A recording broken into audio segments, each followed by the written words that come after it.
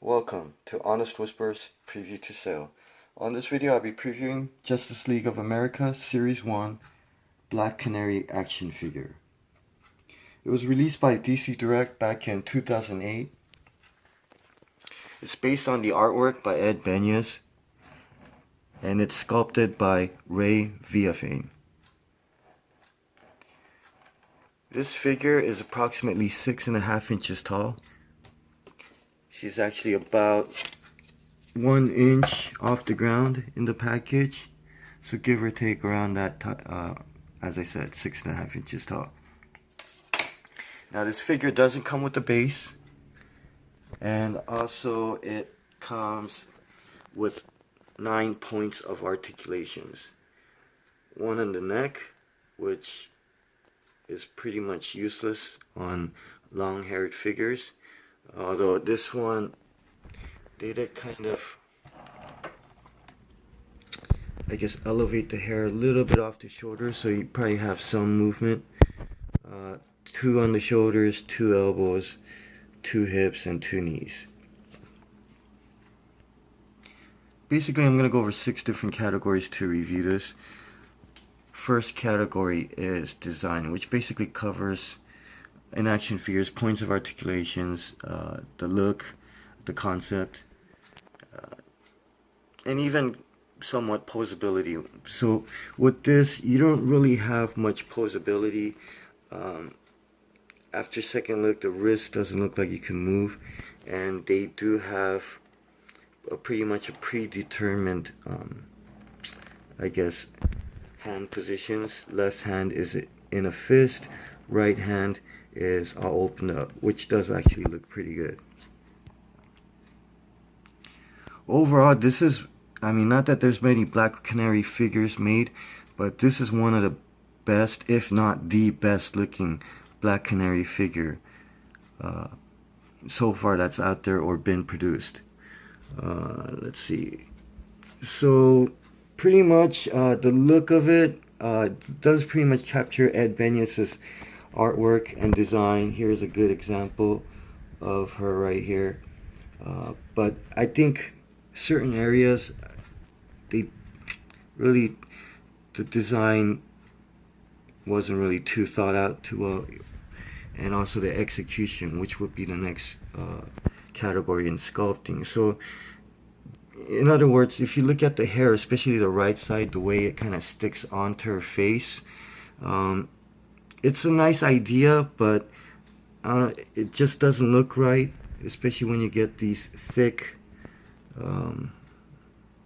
locks of hair pretty much kind of looking like it's stuck to her face. So that I think with less would have looked a little better.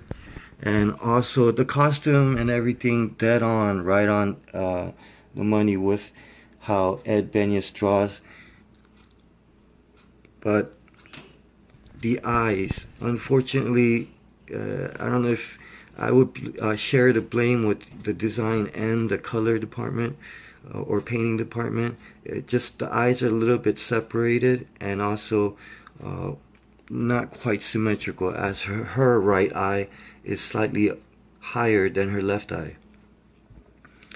Otherwise, everything else looks great. Proportions, the way she's wearing the jacket, even her stance, I like the symmetrical kind of stance. I don't really need posability in figures like this if they look good, just in the default position. So for me, overall it's great. Just a few flaws. For instance, not many people look at these, but then like when you look at the way the legs match up, I would once again give blame or fault to the design department and partially to the sculpting department, just because the way her thighs don't match up, you could see this gap and this pointed edge sticking out. So either way, just a minor flaw, you really can't tell. And as I said, this is by far like the best looking Black Canary action figure out there. compared to like the Justice one or even the International Justice League or Justice League International one. So the design, I give it a high 8 out of 10. Was close to perfect. If they maybe designed the hair and just planned the way that eyes are painted and everything a little better, and even the way the body parts fit together a little bit more seamlessly, would have been a perfect score. Next category is sculpting. Sculpting pretty much covers the details and the execution and quality of the action figure. And starting with the hair, as I mentioned, there's certain areas, especially on the right, it just doesn't look right. And even right here, just the way the hair kind of flows, and this is sort of like the parting area, that doesn't quite look right as well. I understand what they're trying to do, but with her hair blowing in the wind, it does kind of have that effect. But certain areas, for instance, I would have made those locks kind of in maybe thinner, and maybe like take one out. Probably like one or two would have been just enough. Like the way her front top part is, it's kind of layered over it. That actually looks a little bit better, more natural looking hair curl. So that, I give it a bit of a flaw. Face and everything isn't bad. As I said, just the eyes a little bit off, but you have to look really closer, because when you kind of look far, you really can't tell, and the eyes actually look pretty symmetrical. Otherwise, they did use real fishnet. This is actually done pretty well, but because it's an action figure, on the back seam it does get a bit clustered, and I noticed it really depends from figure to figure, but certain seam line, it could get all like curly or wavy. This one, looking at it from the bottom of the package, overall it looks like the seam line is kind of more on the straight area. So that, I go ahead and here, let me see if I could better view, but unfortunately, due to me having a lack of key lighting here, you really can't see it. But at least for me, like this figure, the back seam, even though the clustered back seam is unavoidable, at least it looks pretty straight. So that's a definite key plus. So other than that, costume, details, everything looks great. Nice natural folds and wrinkles like in the jacket, sleeves. Even, as I mentioned, the fingers, nice proportionate, and even just kind of looks realistic and nice touch to it. So everything else looks great. As I mentioned, other than due to those minor errors, or just the way the hair and everything looks, otherwise the body, everything, nice proportion, looks great. Costumes dead on. And once again, sharing the fault here, I give the sculpting score an 8 out of 10. Next category is colors. Basically covers the accuracy, the quality of the paint, and also quality of the application. Overall, other than the eyes, as I mentioned already, being a little bit asymmetrical or a little offset, everything else looks great. Even like on the collar and the line, the zipper line, or it could be just like a decoration. Either way, that is very pretty much straight, very consistent. Not sure if they used imprinting, but very nicely done. I understand right here it looks like it's kind of off and then it gets thinner, but when I look at it from the right angle with full lighting, even on the bottom, it's just due to the shape of her body or breast that, you know, just kind of makes it look like the line thins out on the bottom. It's a simple paint job, but either way, nice touch to the glossy finish on her costume. And her jacket doesn't have that same gloss. It's more like a matte you know, probably didn't even paint it, and it's just plastic color. So other than that, I mean, you got the shoes, and certain edges do look a bit rough, but you do have to kind of look up close. Otherwise, boots are usually painted pretty consistent, even looking at other figure samples. So for that, the color, I'd give it a good high score, 8 out of 10. Next category is packaging. Basically covers, I guess, the type and the quality of it. And this one is basically your average blister card packaging or bubble card packaging. But I'd have to point out, when you look at it, other than this insert here, which is inside the package and has her name on it, basically the card is generic.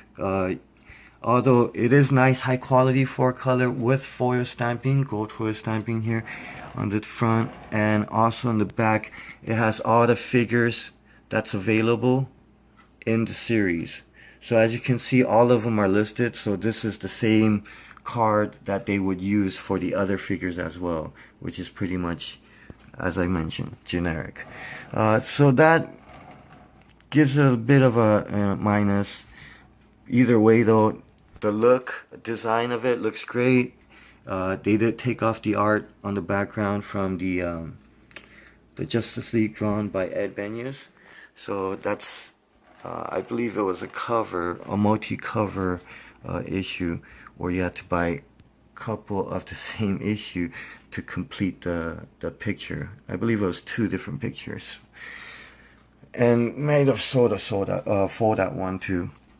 So either way, the packaging itself, it's nice. It looks high quality. There's certain things though I do want to point out, especially right here, the way it kind of sticks out here at the side. Usually, even this one has a slight crease. You can't really see it unless you see it from the reflection of the light. And of course, the crease didn't go all the way through, so on the back it's kind of flat, and you might get a little corner that's a little corner edge that might be a little scuffed up like this, even though on the front it's nice and kind of sharp. So pretty much that just tends to get in the way and always tends to damage the packaging. Now if they cut it out smoothly and maybe move the logo more to the left, I think that would have made it a lot better and easier to take care of. Because I noticed that even when I bought this at the store, a lot of these were messed up. So if you're out there looking for the perfect packaging, then it's from the beginning, they already made it hard to do so. So due to that, I give the packaging grade a slight hit. It could have been perfect, an 8 out of 10. As I mentioned, if it was a little bit more distinctive, where each character had a individual card, you know, a personal card rather than a generic one, and if that corner right here, that little piece wasn't sticking out, I would have probably gave it a perfect 10 out of 10.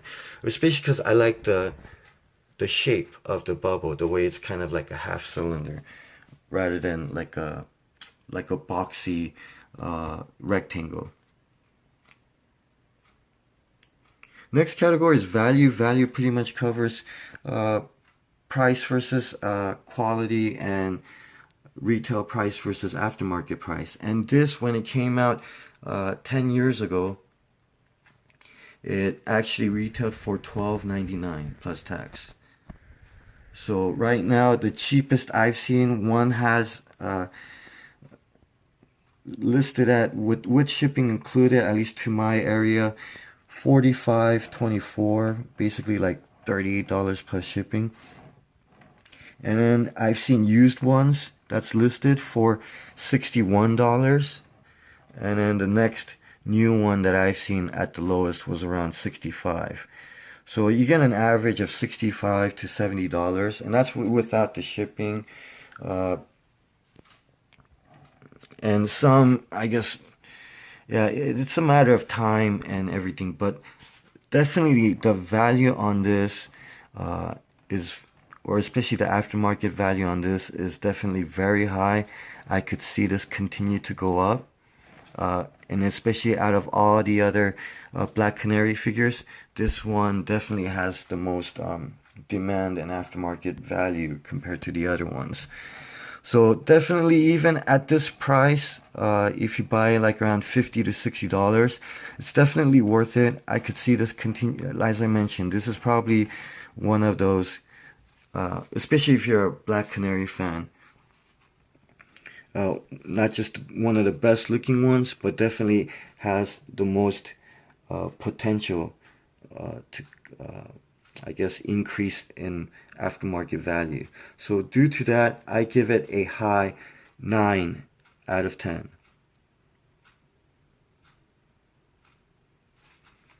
So last category, overall, which basically accumulates all the 5 prior categories: design, sculpting, colors or painting, packaging, and value. And this basically, one of the reasons why I bought it. I do like Black Canary a lot, but not just that. Ed Benes' artwork and style is probably one of the best in my opinion. And as I mentioned, when I saw this figure, this was at the time, and probably still so, the best looking Black Canary figure out right now. So, and not just that, due to its high value, I mean, it's too tempting not to try to sell it.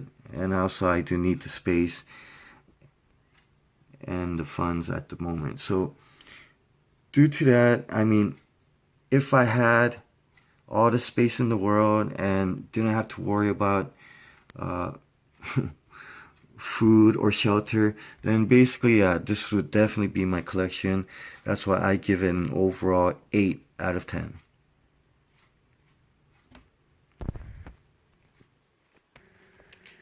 So to recap: design, 8 out of 10. Sculpting, 8 out of 10. Painting, 8 out of 10. Packaging, 8 out of 10. Value, 9 out of 10. And overall, 8 out of 10. Thank you for watching. Until next time. If you're not familiar with Ed Benes, try just looking through some of his art.